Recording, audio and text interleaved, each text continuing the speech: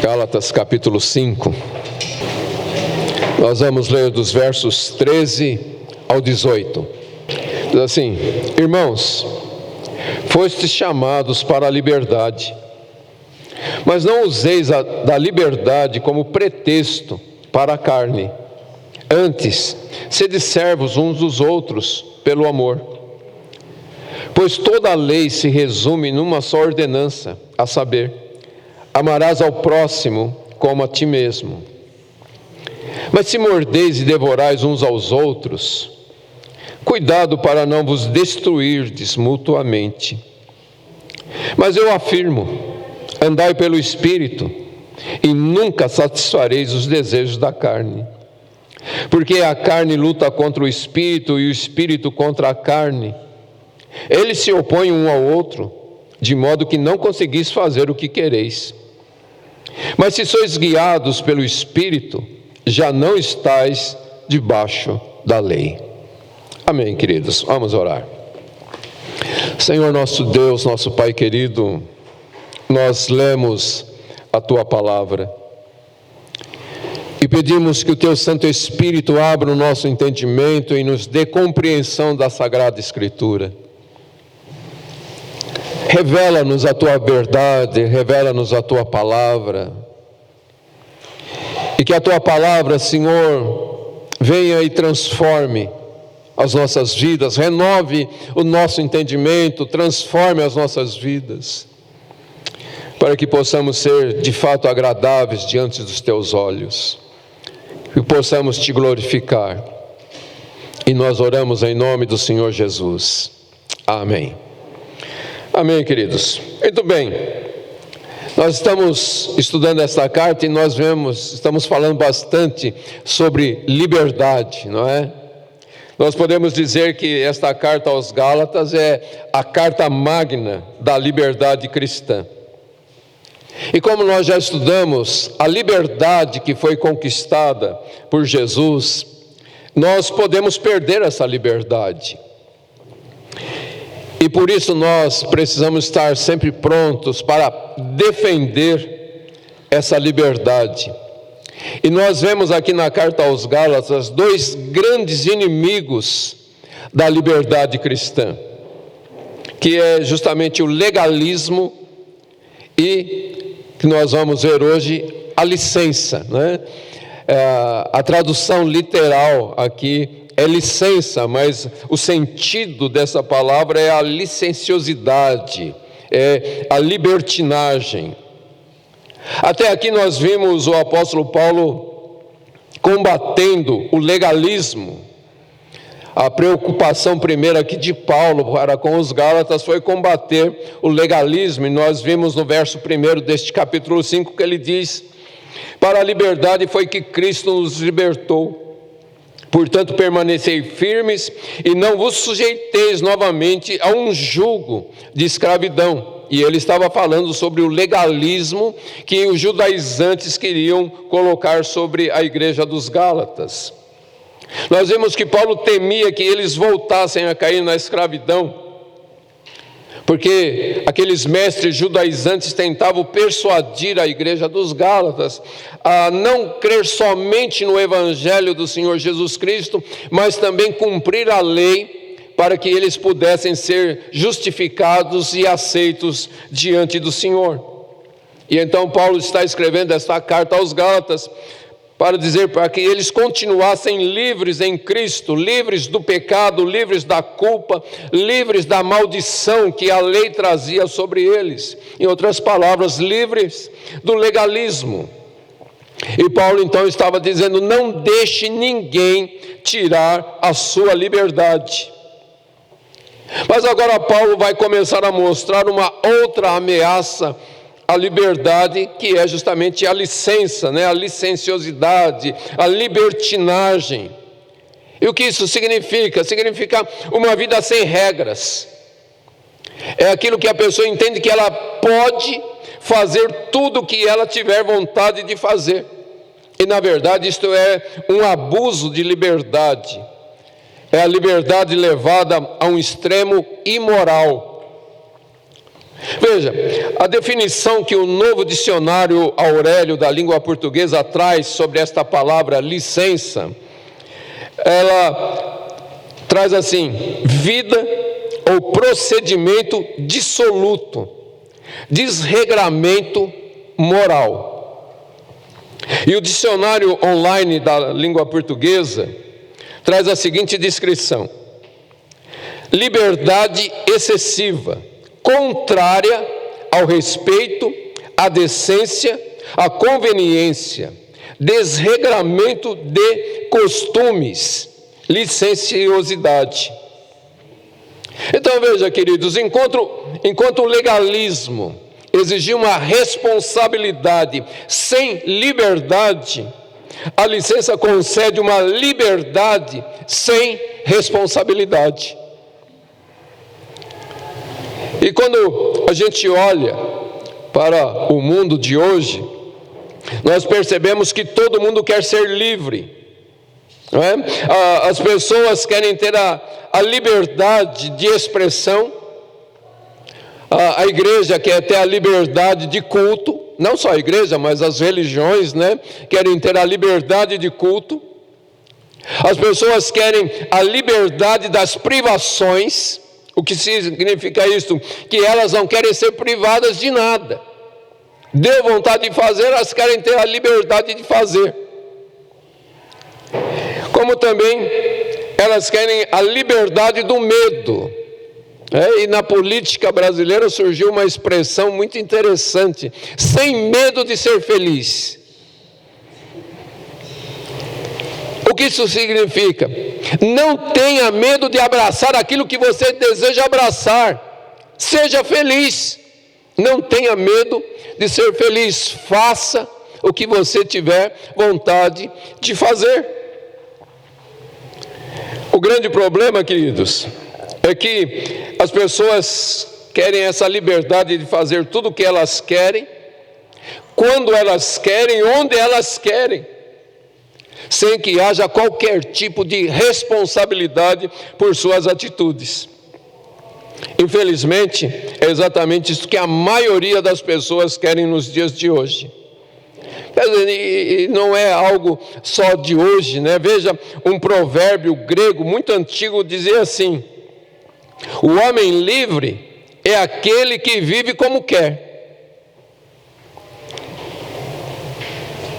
As pessoas querem ter a liberdade de viver da forma como elas bem entendem. Na década de 1960, surgiu a expressão o amor livre. E ainda se fala sobre essa questão do amor livre, mas foi muito forte na década de 1960, que significava a liberdade de ter relações sexuais indiscriminadas. Quando na verdade isso não tem nada a ver com o amor, porque o verdadeiro amor exige compromisso. O verdadeiro amor requer responsabilidade. E também não havia nada de liberdade nisto, porque o pecado sexual, quanto qualquer outro tipo de pecado, sempre traz uma intensa escravidão espiritual. Então veja, o amor livre significava liberdade sem nenhum tipo de responsabilidade. E na verdade, não era uma liberdade, mas sim libertinagem. Uma licença para fazer aquilo que eles queriam fazer. E o apóstolo Paulo, então, percebendo isto, e o perigo que essa licenciosidade representava como uma ameaça para a liberdade, tanto quanto o legalismo, então Paulo começa esse texto que nós estamos meditando hoje com essas palavras: irmãos, fostes chamados para a liberdade, mas não useis da liberdade como pretexto para a carne, antes sede servos uns dos outros pelo amor. Então, os gálatas haviam sido libertados do legalismo, mas Paulo diz: mas não usem esta liberdade como uma oportunidade para a libertinagem, para a licença, para a licenciosidade. Então vamos entender aqui, a palavra carne, ela representa muito mais do que este nosso corpo, né? A carne, ela se refere à vida não espiritual, uma vida não na dependência de Deus, uma vida totalmente inclinada para o pecado. A carne ainda resume a motivação que impele o homem natural.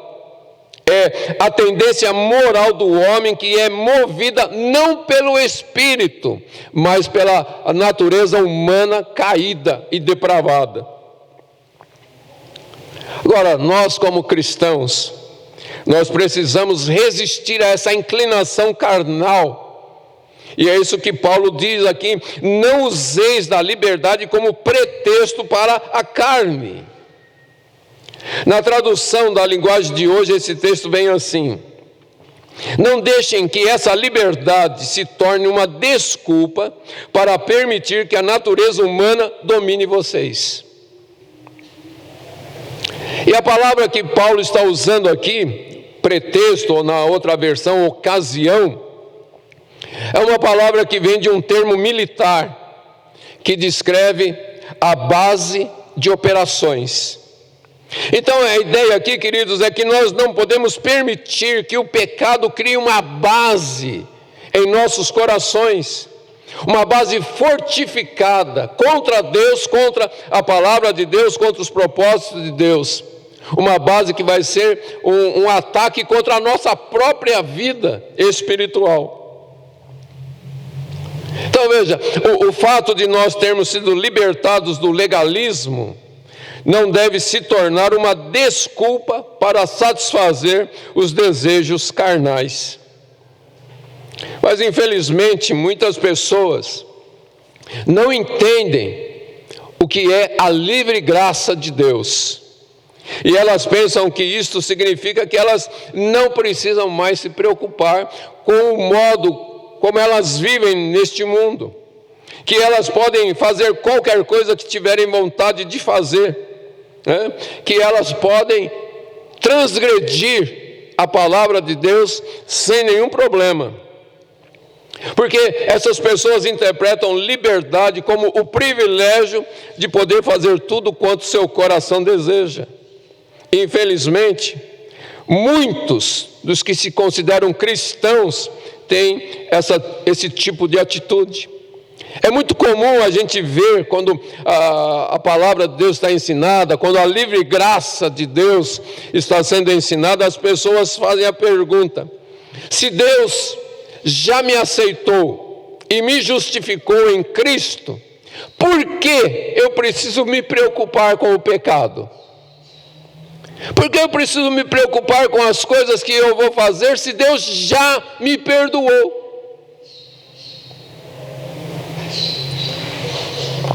Você já ouviu isso? Não preciso me preocupar, todos os meus pecados já estão perdoados. Lá na eternidade Jesus perdoou todos os meus pecados, então eu não preciso mais me preocupar. E isso, queridos, infelizmente vem acompanhando a história da igreja.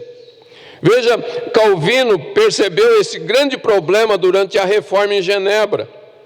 E ele alertou sobre esse tipo de pessoa, né? E ele usa a expressão assim: o homem que quer esticar a liberdade cristã para incluir tudo, sem exceções, de modo que nada o impeça ou o iniba de se divertir.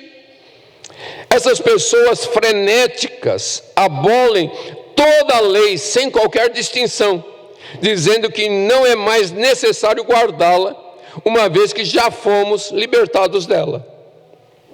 Então veja, já durante a reforma, quando a livre graça de Deus foi muito enfatizada, as pessoas já começaram a pensar: bom, então vamos esticar essa nossa liberdade e fazer tudo o que a gente tem a vontade de fazer. Porém, queridos, a verdade é que qualquer um que usa a liberdade cristã como uma oportunidade para satisfazer a sua carne, de forma nenhuma, esta pessoa é livre. Jesus disse claramente lá em João 8,34: em verdade vos digo que todo aquele que comete pecado é escravo do pecado. Então veja, a livre graça de Deus não é permissão, não é licença para a gente fazer o que tem a vontade de fazer. Em outras palavras, queridos, licença ou libertinagem é o completo oposto da liberdade que Cristo nos concede. É, na verdade, escravidão. A liberdade verdadeira, a liberdade real, vem quando Cristo nos liberta do pecado e não para o pecado. Tem uma diferença muito grande. Cristo nos liberta do pecado e não nos liberta para fazermos o pecado, para pecarmos e fazer tudo aquilo que o nosso coração deseja. Na verdade, queridos, a liberdade cristã é a capacidade concedida pelo Espírito Santo de Deus para que possamos fazer a vontade de Deus, para que possamos fazer aquilo que deve ser feito, e isto para a glória daquele que nos libertou ao morrer na cruz do Calvário. A licenciosidade, ela não é apenas autoescravizante, mas ela é também autodestrutiva, né? Veja o que Paulo diz lá no verso 15: mas se mordeis e devorais uns aos outros, cuidado para não vos destruirdes mutuamente. Veja, esse verso dá a ideia do tipo de pecado que estava acontecendo na igreja. Estava havendo dentro da igreja uma verdadeira guerra civil, né? Uns contra os outros. É interessante, né? Fala guerra civil, mas de civilidade não tem nada, né? Havia na igreja discussões e conflitos, havia disputas, havia dissensões. E o que causava essas divisões na igreja? A gente pode pensar que uma dessas divergências poderia ser doutrinária. Talvez os judaizantes, né, se vangloriavam diante dos gentios, dizendo: olha, nós que somos circuncidados, nós estamos num nível superior ao de vocês. Vocês são de uma categoria inferior na igreja de Jesus. Nos dias de hoje a gente não vê isso, né? Alguém se julgando superior ao outro. Vê? Acho que não, né? Provavelmente também haviam divergências sociais. Na medida em que os judaizantes se consideravam melhores do que os gentios, eles acirravam uma contenda de etnia, né, de raça. E a gente percebe que estas coisas vão sempre existindo no meio das pessoas, que é o racismo. E o racismo não está só na questão de os brancos contra os negros, mas os negros contra os brancos, ou considerando os amarelos ou os vermelhos e assim por diante, né? É muito comum a gente ouvir falar que os russos são loucos. Vocês já ouviram isso? Que é um povo estranho. Ok, eles têm costumes diferentes, mas isso não faz deles uma raça diferente. É a raça humana, onde cada um expõe o seu problema de uma forma diferente. E qual é o problema da humanidade? O pecado. Todos pecaram. Todos foram separados da glória de Deus. E o pecado atua de forma diferente, em lugares diferentes, com pessoas diferentes, mas tudo é pecado. Ninguém é melhor do que ninguém neste mundo. Todos somos iguais. Todos somos carentes da graça de Deus. Ninguém é melhor do que ninguém, mas este problema havia lá na igreja dos Gálatas entre judeus e gentios. Tiago vai apresentar uma outra questão que estava surgindo dentro da igreja. Quando um pobre entrava na igreja, ninguém chegava perto. Quando um rico entrava na igreja, todo mundo ia abraçar.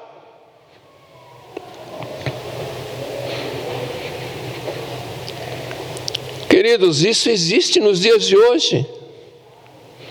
As pessoas desprezam muitas vezes o outro por uma questão financeira, por uma posição social.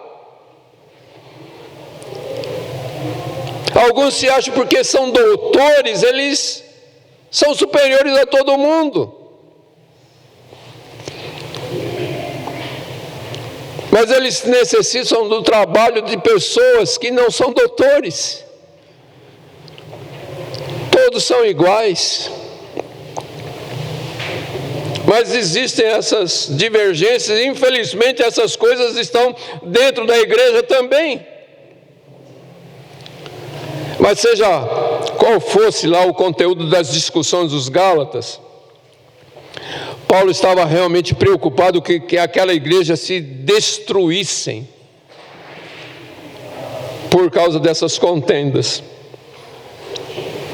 Paulo estava preocupado que os Gálatas acabassem se matando uns aos outros.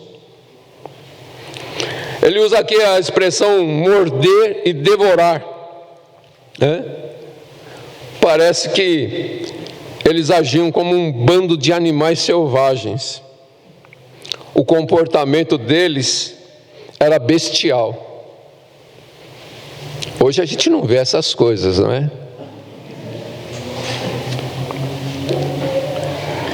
Alguém disse assim, comentando este verso: Paulo descreve uma clara progressão. Primeiro, o animal morde a presa, depois rasga a carne da vítima e finalmente a consome. Então, quando os Gálatas trocaram a liberdade cristã pela libertinagem, essa troca acabou se tornando como uma licença para matar. E sempre que a igreja entra em contendas, é uma espécie de suicídio espiritual. Veja, queridos, o pecado é sempre autodestrutivo. O pecado da inimizade, o pecado da divisão, inevitavelmente vai levar a igreja à destruição. O que significa também a morte do testemunho cristão neste mundo de hoje. A Bíblia diz que a igreja deve resplandecer como um astro no meio de uma geração corrupta, no meio de uma geração perversa. Mas quando na igreja existem essas contendas, a igreja não pode resplandecer. A igreja deixa de ser sal, a igreja deixa de ser luz. Então a gente precisa tomar muito cuidado com o nosso comportamento, com o nosso companheirismo. E como eu disse, lamentavelmente, a história do cristianismo, através de todos os séculos, inclui diversos episódios trágicos de rompimento, de divisões, de rupturas, de cismas. Calvino fez o seguinte comentário: quando o diabo nos tenta a disputas, o desacordo dos membros dentro da igreja não leva a nada, senão a ruína e a consumação de todo o corpo. A frase que Calvino fala aqui: quão infeliz e louco é que nós, que somos membros de um mesmo corpo, devamos voluntariamente conspirar juntos para a destruição mútua. Quando alguém fala contra o irmão, Ele não está só destruindo aquela pessoa, ele está se destruindo a si próprio. Porque nós somos membros de um único corpo. E aí então Paulo vai mostrar aqui que a única maneira de nós nos libertarmos do desejo carnal, dessa tendência carnal, é sermos santificados pelo Espírito Santo de Deus. Paulo vai mostrar aqui que somente a influência e a ação do Espírito Santo na vida de uma pessoa é capaz de impedir que essa liberdade se transforme em licenciosidade. Ele diz, a Bíblia diz, é Paulo dizendo lá na segunda carta aos Coríntios, capítulo 3, verso 17, que onde está o Espírito do Senhor, aí a liberdade. É o Espírito Santo, queridos, a terceira pessoa da Trindade, que nos capacita a manter nossa liberdade sem torná-la legalista ou licenciosa. E nós vamos ver que Paulo vai empregar aqui algumas expressões para descrever a obra libertadora do Espírito Santo em nossas vidas. No verso 16, ele diz: andai pelo Espírito. Esta palavra andar, que é traduzida aqui para nós, andar, ela vem de um verbo grego que significa peripatético. É uma palavra meio estranha, né? O que essa palavra significa? Ir de um lugar para o outro. E é interessante porque os estudantes de filosofia de Aristóteles, eles eram chamados de escola peripatética. Porque o professor dessa escola normalmente ensinava seus alunos enquanto ele caminhava pelos jardins. Ele ia caminhando e ensinando. Então essa palavra andar significa isto, ir de um lugar para o outro, caminhar. E esta, queridos, é a maneira como nós aprendemos a vida cristã, é andando com o Espírito Santo todos os dias, todos os momentos e em todos os lugares. Porque parece que tem gente que pensa que andar com o Espírito é dentro da igreja. E na rua tudo bem, a gente anda de qualquer jeito. Em casa então nem se fala. Mas o termo aqui é que nós devemos caminhar com o Espírito Santo em todos os momentos, em todos os lugares e todos os dias. E assim nós vamos ordenar a nossa vida de acordo com a direção e o movimento que o Espírito Santo vai nos conduzindo. No verso 18, Paulo usa a palavra guiados pelo Espírito.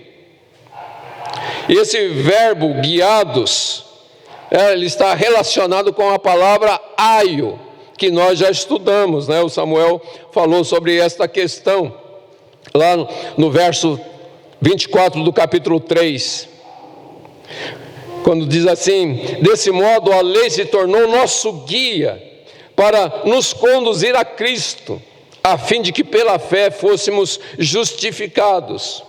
Então, a lei agiu como um agente de liberdade, né?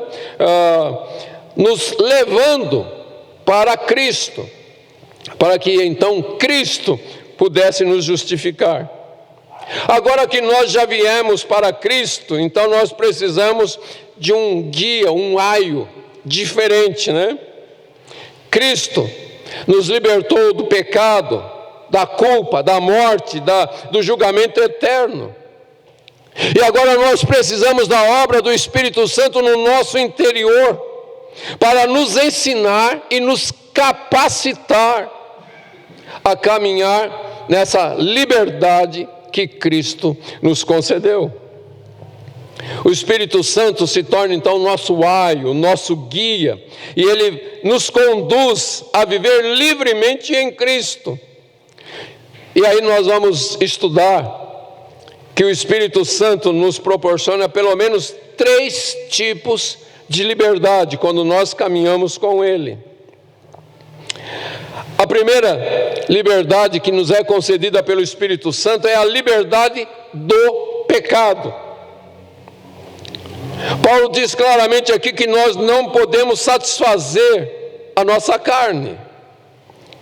E a forma de nós não satisfazermos a nossa carne é viver na liberdade sem abusar dessa liberdade, caminhando com o Espírito Santo. O verso 16 diz claramente: andai pelo Espírito e nunca satisfareis os desejos da carne. Veja, esse verso é maravilhoso. Ele traz aqui uma ordem e uma promessa. A ordem é para que andemos no Espírito, né? Que é andar com o Espírito, viver debaixo da graça de Deus, viver na esfera da graça de Deus.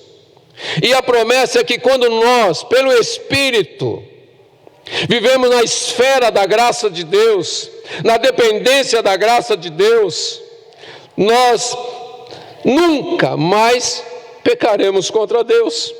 Uma vida controlada pelo Espírito vai impedir que sejamos conduzidos, pelas paixões e desejos carnais.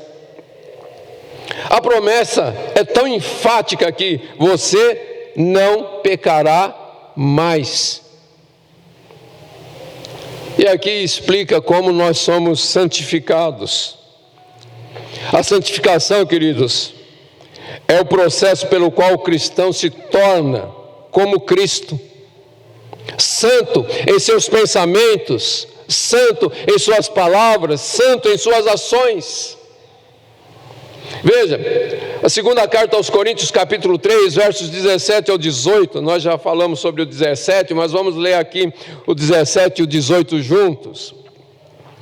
Diz assim: pois o Senhor é o Espírito, e onde está o Espírito do Senhor, ali há liberdade.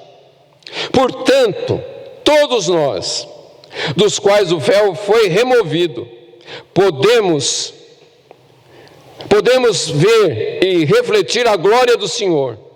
E o Senhor, que é o Espírito, nos transforma gradativamente à sua imagem gloriosa, deixando-nos cada vez mais parecidos com Ele.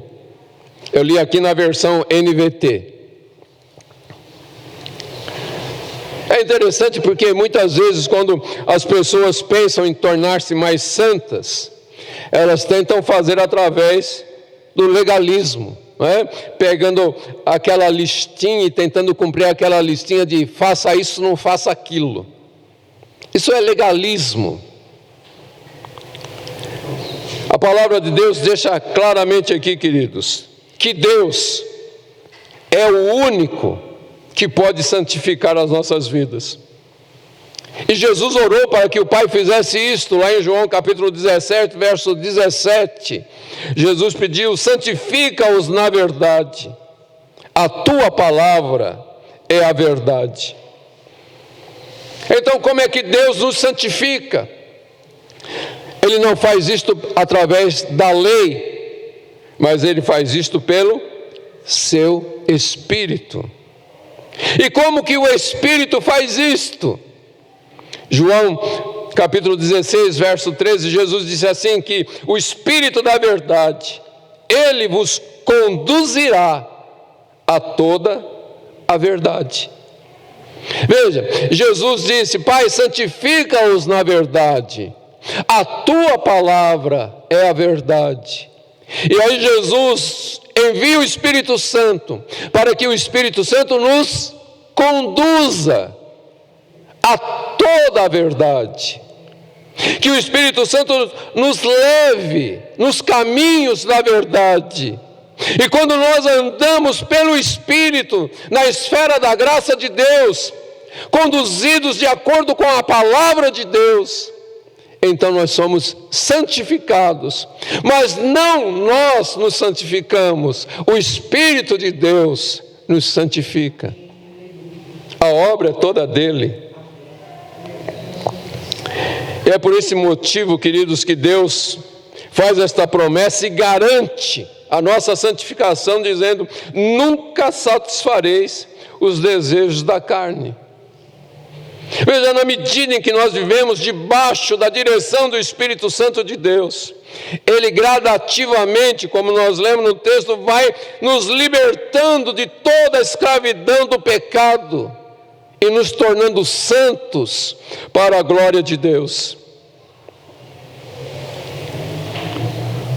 Então, a primeira liberdade que o Espírito Santo nos dá é a liberdade do pecado. Em segundo lugar, o Espírito Santo traz a liberdade para servir.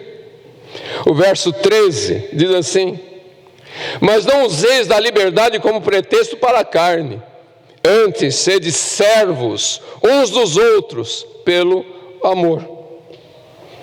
Como nós já estudamos há algumas semanas atrás, a fé que justifica por si só, ela nunca está só.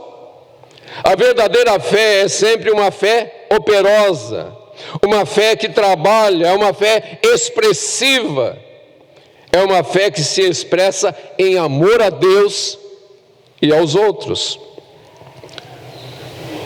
Lutero disse assim: aquele que quer ser um verdadeiro cristão ou pertencer ao reino de Cristo deve crer verdadeiramente.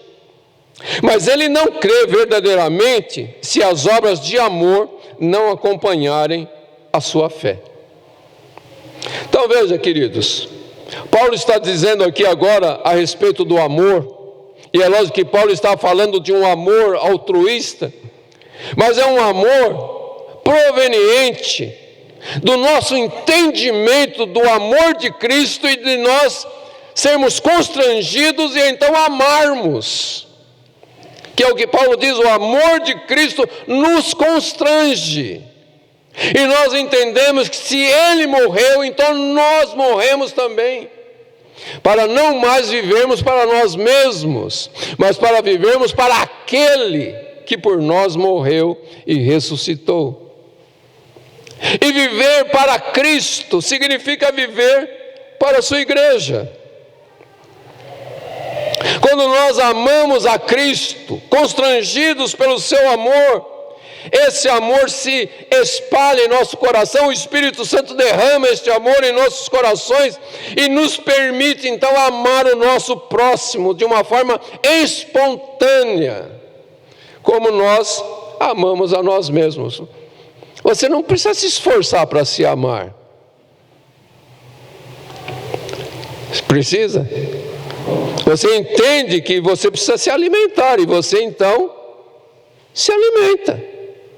Por quê? Porque você não quer ficar com dor do estômago, você não quer ficar com dor de cabeça.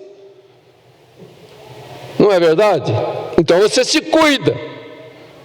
Isso é quase que automático, não é? Sentiu fome, vai lá no armário e já pega alguma coisa para comer. Levanta de madrugada e vai lá saquear a geladeira. Por quê? Porque você cuida de você mesmo. Alguém me perguntou: mas todo mundo se ama? Sim, todo mundo se ama. Você pode depreciar alguma coisa na sua vida, mas você se ama. E é por isso que você faz tudo para se manter vivo, porque você se ama. Ou não? E é isso que Paulo está dizendo aqui, desta forma tão espontânea, né, tão instintiva. Como você se ama, ame também o seu próximo. E amar dessa forma, queridos, é desfrutar da verdadeira liberdade. Porque quando nós servimos somente a nós mesmos, nós somos escravos do nosso próprio ego. Mas quando o Espírito de Deus nos habilita a oferecer este amoroso serviço uns aos outros, então verdadeiramente seremos livres. A pessoa mais livre é aquela a quem o Espírito Santo capacita para amar e servir aos outros. Mas o que significa em termos práticos servir uns aos outros? Eu achei muito interessante como Lutero coloca essas coisas. Ele diz assim, que servir uns aos outros significa realizar obras sem importância. Presta atenção. Significa realizar obras sem importância, como as seguintes: ensinar os perdidos, consolar os aflitos, encorajar os fracos, ajudar o próximo de todas as maneiras possíveis, tolerar as grosserias e indelicadezas deles, suportar os aborrecimentos, as labutas e a ingratidão e desprezo dos homens, tanto na igreja quanto no Estado. Obedecer os magistrados, tratar os pais com respeito, ser paciente em casa com uma esposa mal-humorada e uma família incontrolável, e assim por diante. Em outras palavras, servir os outros em amor requer dispendioso serviço nas tarefas comuns da vida cotidiana. Olha que interessante. Antes de eu ler a última frase que Lutero escreve aqui, ele começa dizendo assim: significa realizar obras sem importância. E aí ele fala de tarefas comuns da vida cotidiana. Mas olha como ele termina: mas acredite em mim, estas obras são extraordinárias e brilhantes, que o mundo inteiro não pode compreender a sua serventia e valor. Parece algo tão comum, tão sem importância, mas são coisas de um enorme valor, que o mundo não consegue compreender, mas que o mundo vai ver, e vai ter que admitir que Deus é real. Agora, queridos, aqui a gente entra num caso bem curioso, né? Que a liberdade de servir uns aos outros de todas essas maneiras é um serviço que, na verdade, se transforma numa nova forma de escravidão. É uma liberdade que nos escraviza. Vamos entender isso daqui. A palavra que Paulo usa aqui para servir, essa palavra no grego, ela significa ser escravo. Escravo comum, tipo aquele escravo serviçal, né, que lava os pratos, lava a casa, põe o lixo na rua e assim por diante. Então aqui a gente encontra um verdadeiro paradoxo. É um paradoxo, mas não uma contradição. Não é contradição. Ao nos deixar livres para servir, o Espírito Santo nos escraviza em amor uns aos outros. Vamos entender isso aqui, que não é nada surpreendente, né? Porque é o mesmo paradoxo que nós encontramos na vida e morte de nosso Senhor Jesus Cristo. Jesus, sendo o Senhor de tudo, se tornou servo. Veja como Paulo coloca isso lá em Filipenses, capítulo 2, versos 6 ao 7. Que embora Cristo fosse em sua essência Deus, ele não considerou o fato de ser igual a Deus algo a que devesse se apegar, mas pelo contrário, esvaziou-se a si mesmo, assumindo a forma de servo e fazendo-se semelhante aos homens.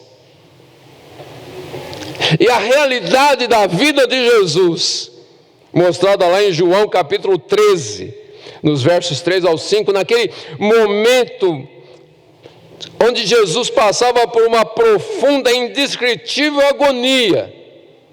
O texto diz: Jesus sabendo que o Pai lhe entregara tudo nas mãos, e que viera de Deus, e para Deus estava voltando, Jesus levantou-se da mesa, tirou o manto, e pegando uma toalha, colocou-a em volta da cintura, e em seguida colocou água em uma bacia, e começou a lavar os pés dos discípulos, e enxugá-los com a toalha que trazia em volta da cintura.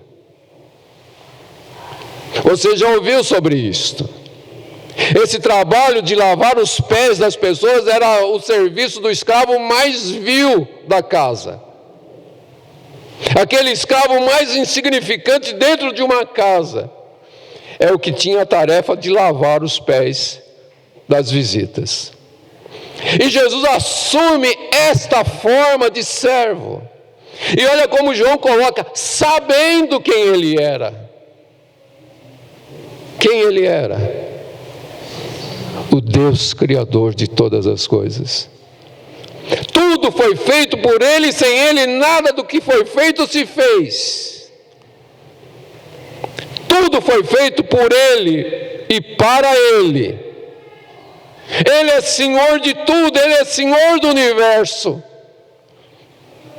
Mas assumiu a forma de servo, para poder abençoar. A palavra servo aqui em Filipenses é a mesma de Gálatas aqui, que significa escravo. Jesus tornou-se escravo, sofrendo e morrendo pelos pecados lá na cruz, para pagar o preço dos pecados.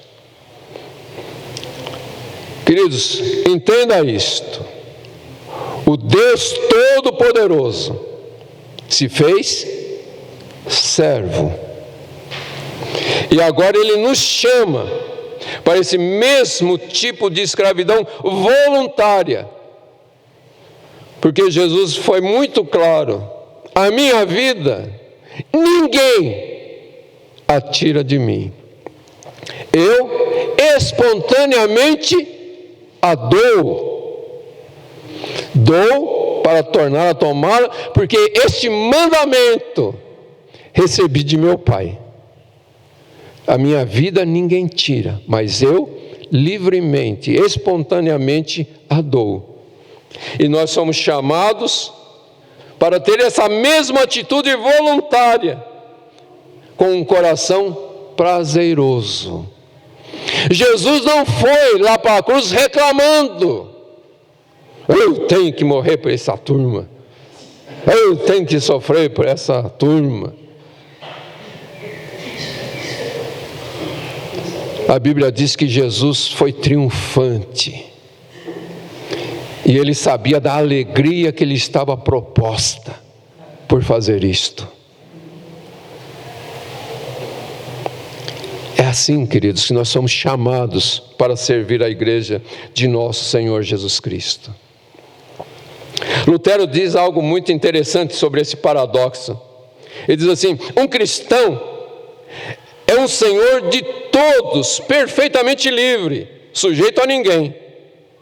Um cristão é um servo de todos, perfeitamente obediente, sujeito a todos.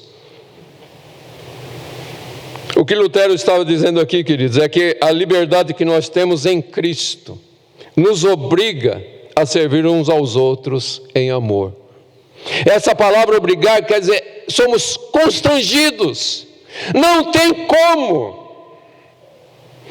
Aquele que entende o amor de Cristo não tem como não se oferecer para servir.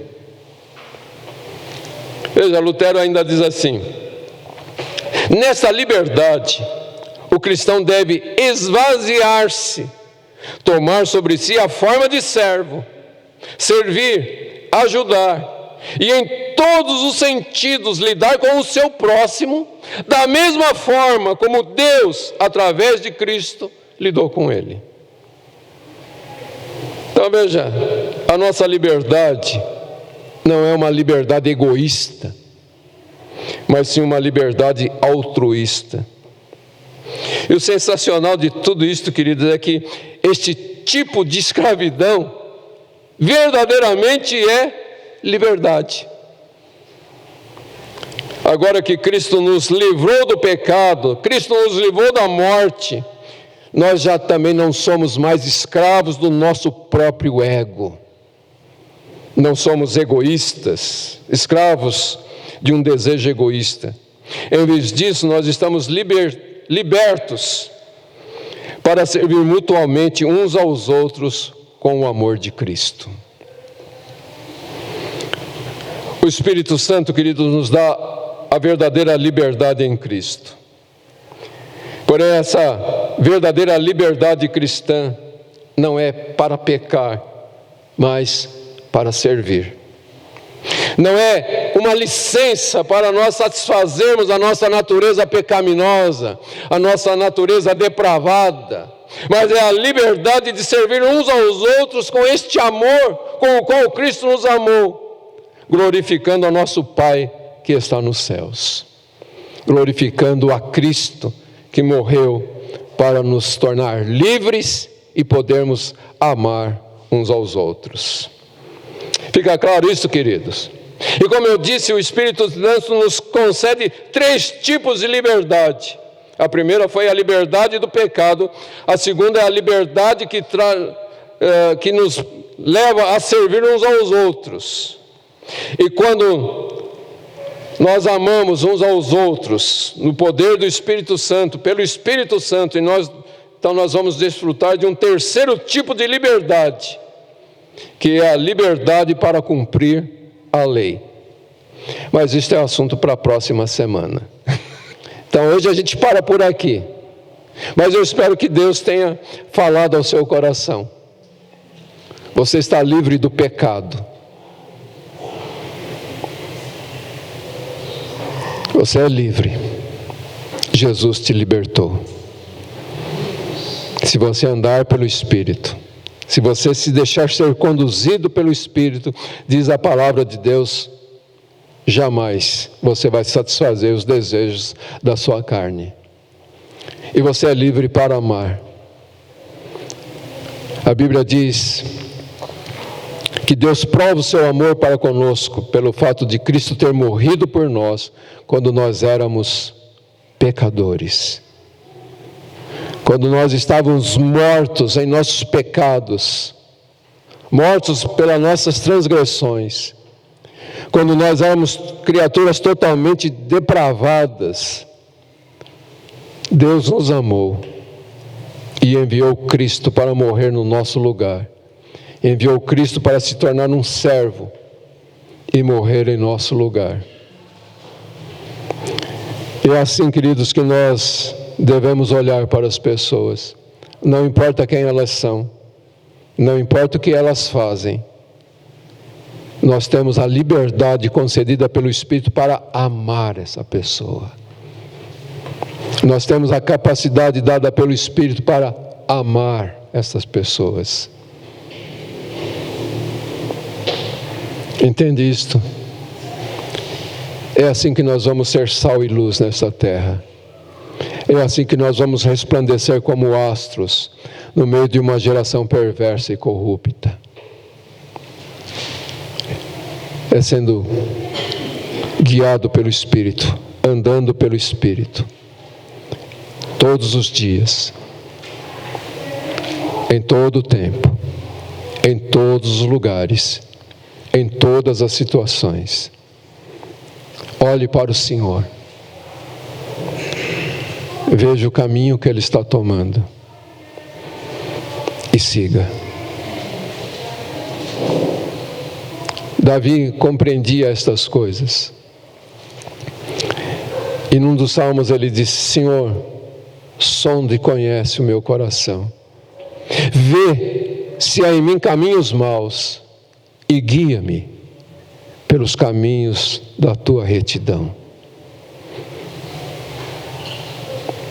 O que Davi estava pedindo é que o Senhor fizesse na vida dele o que Jesus está fazendo na nossa, o que o Espírito Santo está fazendo na nossa, nos guiando nos caminhos retos.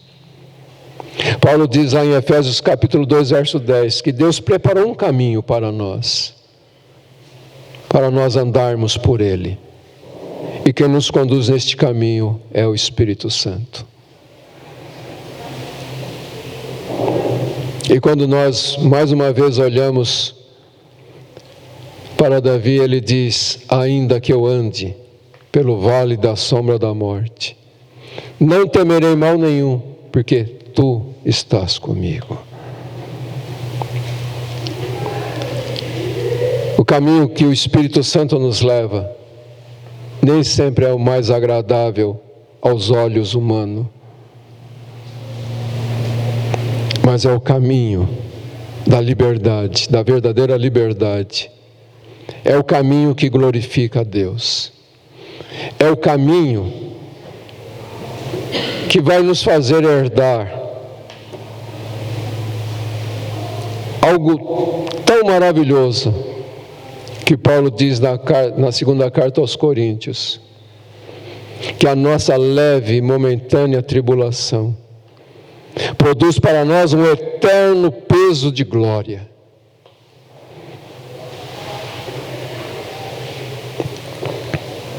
É isso, queridos.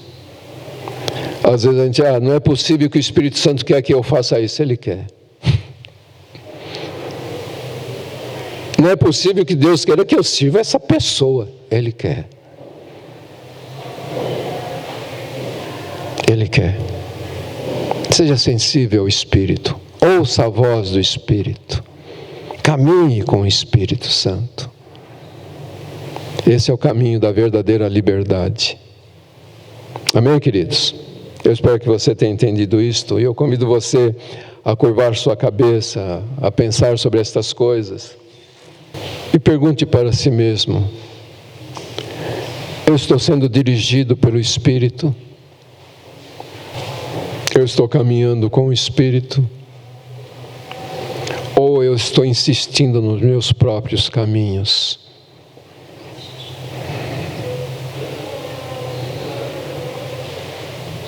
Eu estou me inclinando para o Espírito ou me inclinando para a minha carne?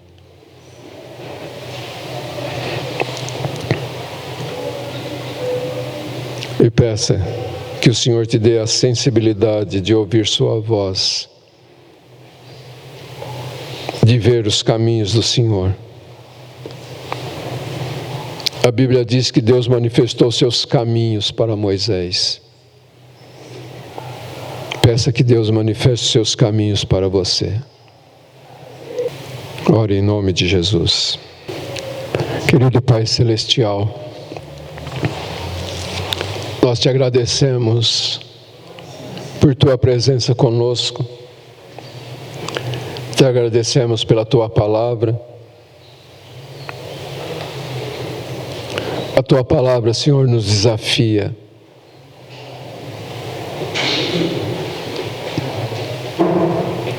E nós queremos nos render, Senhor. Queremos nos render à tua palavra. Queremos nos render ao teu Espírito. Queremos ser verdadeiros discípulos de Jesus Cristo, vivendo o cristianismo verdadeiro. Cristãos verdadeiros, vivendo o cristianismo verdadeiro. Senhor, tu sabes, nós vivemos numa época tão difícil, onde tantos ensinamentos errados estão sendo divulgados no nome do Senhor. E nós pedimos que o Senhor nos ajude para não sermos enganados por falsos ensinos. Que às vezes, Senhor, é tão fácil para nós humanos abraçarmos aquilo que mais agrada o nosso próprio coração. Por isso pedimos que o Senhor nos ajude a abraçar a verdade do Evangelho, ainda que esta verdade nos custe. Como disse teu servo Billy Graham, a salvação é de graça, mas o discipulado vai custar tudo. Que pelo teu Espírito, Senhor, nós estejamos dispostos a pagar o preço de sermos verdadeiros cristãos, verdadeiros discípulos, e que assim possamos glorificar o teu santo nome. Estamos, Senhor, aguardando o glorioso dia quando o Senhor vem para nos buscar. E naquele dia, Senhor, nós queremos ser encontrados por Ti, santificados em nosso espírito, alma e corpo. Queremos ser encontrados por Ti, Senhor, como uma noiva ataviada, pronta para as núpcias. Que o Teu Espírito, Senhor, continue trabalhando nos nossos corações para nos tornar semelhantes a Ti, pensando como o Senhor pensa, agindo como o Senhor age, falando como o Senhor fala. Que sejamos de fato a Tua expressão sobre esta terra, Deus. E nós oramos em nome de Jesus e Te damos graças. Amém.